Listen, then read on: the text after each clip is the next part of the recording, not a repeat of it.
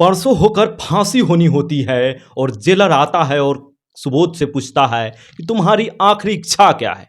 सुबोध मौन रहता है और कुछ समय के बाद बोलता है कि हमको एक रात अपने पत्नी के साथ गुजरना है, यानी उसके साथ सोना है। जेलर मन में सोचने लगता है कि 20 साल के कैरियर में ऐसी घटना कभी देखने को नहीं मिला, लेकिन आखिरी इच्छा तो वो आखिरी इच्छा होती है। फिर सुबोध के घर उनके पत्नी के पास चिट्ठी भिजवाया जाता है, संदेश भिजवाया जाता है और उनकी पत्नी आती है। हम इस घटना को बताएंगे तो आपका अंतः आत्मा कांप उठेगा, आपका रूह कांप उठेगा। यह घटना अलीगढ़ की है। दो दोस्तों की कहानी है, सुबोध और प्रमोद की। बचपन के साथ खेलते थे, खाते थे, पीते थे और बड़े भी हुए। और संजोग से दोनों कोई को एक ही कंपनी में, प्राइवेट कंपनी में जॉब लगता है और दोनों कोई वहाँ काम करने लगते हैं। और वहीं काम कर रही थी एक लड़की जिसका नाम था बंधना, और सुबोध की दोस्ती बंधना से होता है। दोस्ती ही नहीं, उसके साथ खाना पीना, घूमना उठना और यहाँ तक कि भी एक दूसरे से टिफिन शेयर भी करते हैं। इस बात का खबर जब प्रमोद को लगता है, प्रमोद भी चाहता है कि हम बंधना से दोस्ती करें। ये प्रमोद जब सुबोध से बोलता है कि हमको भी बंधना से दोस्ती करवा दो, सुबोध इनकार कर देता है। प्रमोद को जलन होता है। उसी दिन से इन दोनों का रिश्ता में थोड़ा खटास आने लगता है। एक दिन की बात है जब बंधना सुबोध के रूम पर गया तो वहाँ पे सुबोध सब्जी लेने के लिए मार्केट गया था और ये बात पहले ही प्रमोद को पता चला। प्रमोद वहाँ पहले से ही मौजूद था और बंधना के साथ जोर जबरदस्ती करने लगता है जो एक लड़की नहीं चाहती है। इतना ही नहीं, उसके साथ दुष्कर्म भी करता है और उसको अंत में प्रमोद उस लड़की को गला दबाकर हत्या कर देता है और सुबोध के बेड पे सुला देता है। सुबोध जब सब्जी लेकर मार्केट से वापस आता है तो देखता है तो वहां बंधना का डेथ बॉडी पड़ा हुआ होता है और प्रमोद पहले ही पुलिस को खबर दे देता है कि वहां एक लड़की का लाश है।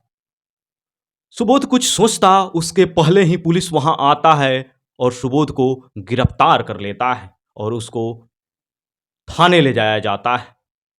फिर कल लड़की का डेथ बॉडी का पोस्टमार्टम होता है और उसमें पाया जाता है कि किसी ने इसको दुष्कर्म किया है और इसका गला दबाकर हत्या कर दिया है।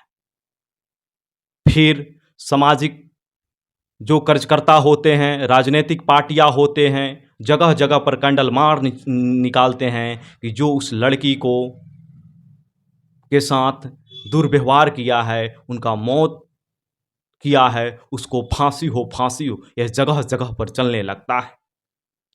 जब सुबोध को कोर्ट में पेशी किया जाता है तो वहां साबूत सुबोध के खिलाफ मिलता है और सुबोध को फांसी का सजा सुना दिया जाता है। परसों होकर सुबोध को फांसी होनी होती है और जेलर आते हैं, पूछते हैं सुबोध से कि तुम्हारी आखिरी इच्छा क्या है। सुबोध थोड़ा मौन रहता है और बोलता है कि हमें पत्नी से एक रात मिलना है और यानी एक रात उसके साथ गुजरना है। फिर जेलर मौन सोचने लगता है और बोलता है 25 साल के कैरियर में हम कभी ऐसा नहीं देखे, लेकिन आखिरी इच्छा तो आखिरी इच्छा होती है।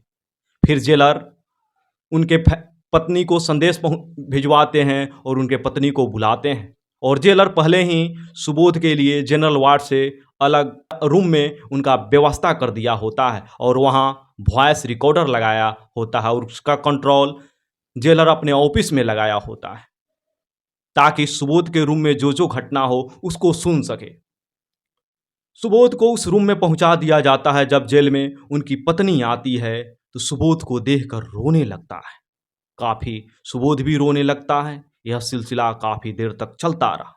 फिर सब होने के बाद सुबोध की पत्नी सुबोध से पूछता है, हम में कौन कमी रहा कि हमारे अलावा दूसरे से आप प्रेम कर बैठे, और प्रेम ही किए तो उसको जान से क्यों मारे आप। फिर सुबोध बतलाता है कि वो हमारी दोस्त थी और यहाँ ज़्यादा से ज़्यादा उसके साथ एक दूसरे से हम टिफिन शेयर करते थे, इससे ज़्यादा कुछ नहीं है। फिर सारी घटना वो बतलाते हैं कि हमारे रूम पे वंदना जब आती है तो वहाँ प्रमोद आया होता है और उसका हत्या कर दिया होता है, हत्या कर दिया होता है। और ये सब घटना जेलर सुन रहा था और वहाँ के कर्मचारी भी सुन रहा होता है। और फिर कहकर सुबोध रोने लगा, बहुत कस के रोने लगा, उनकी पत्नी भी रोने लगा। ये घटना तो चलता ही रहा रात भर। फिर उनकी पत्नी वापस जा रही थी, फिर घूमकर 2 मिनट इनसे मिलने के लिए आई और उसके बाद सुबोध बोला कि जो हमारे 2 बेटे हैं उनको इन सारे विषयों में तुम मत कहना, ताकि उनको कानून से भरोसा उठ जाएगा और तुम इस घटना को नहीं बतलाना उसको और उन दोनों का ख्याल रखना। इतना ही कहकर उनकी पत्नी चली जाती। ये सब घटना जेलर सुन रहा होता है और वहाँ के अधिकारी और कर्मचारी सुबोध और सुबोध के पत्नी के बीच जितने भी बात हुई सबको सुन रहा होता है। फिर जेलर सुनकर दंग हो जाता है कि फिर एक निर्दोष को फांसी का सजा दिया जाता है। फिर जेलर सुबह होते ही वहाँ पे मीटिंग बैठाते हैं और जहाँ पे सामाजिक कार्यकर्ता, राजनीतिक दल और जो जज होते हैं और जो अधिकारी होते हैं सब बैठते हैं और ऑडियो सुनाया जाता है और वहाँ पे क्लियर होता है कि सुबोध इस हत्यारा नहीं है। फिर बाद में प्रमोद को पकड़ा जाता है और सजा सुनाया जाता है फांसी का और सुबोध को बाइज्जत बरी कर दिया जाता है, यानी सुबोध निर्दोष साबित हुआ। यह घटना जब उनके घर वालों को मिलता है सुबोध को तो काफ़ी खुश होता है। कहा जाता है कर भला तो हो भला और प्रमोद को फांसी का सजा मिलता है।